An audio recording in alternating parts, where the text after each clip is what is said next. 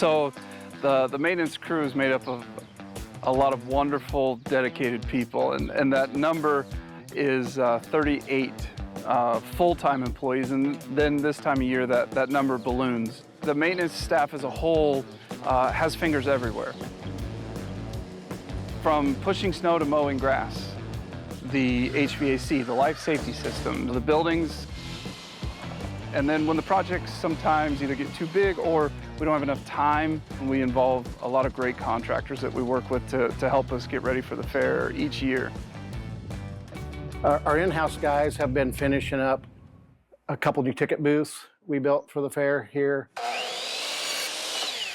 They're rebuilding doors for the cattle barn. They're helping finish the doors on the horse barn.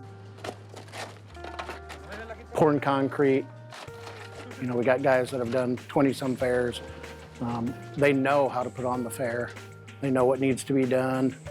They know the stuff that needs to be in place that most people don't even think about. We get everything cleaned, everything waxed and shiny, and every single building, information booth, ticket booth, outdoor restroom, barn, office, clean and stocked. We do inventory throughout the year, and we keep really good numbers on that. So we're like, okay, if we used 835 cases of trash bag last year, let's just go 2 pallets more. Same with toilet paper. I order 900 cases at a time, like 14 pallets, and we will use 800 cases easily. But I think what's important for people to understand is 11 days of the year is the Iowa State Fair. I'm not super focused on the fair until, you know, the calendar flips past July 4th weekend typically. But there's 354 other days where the maintenance department and other departments are working on our off-season events.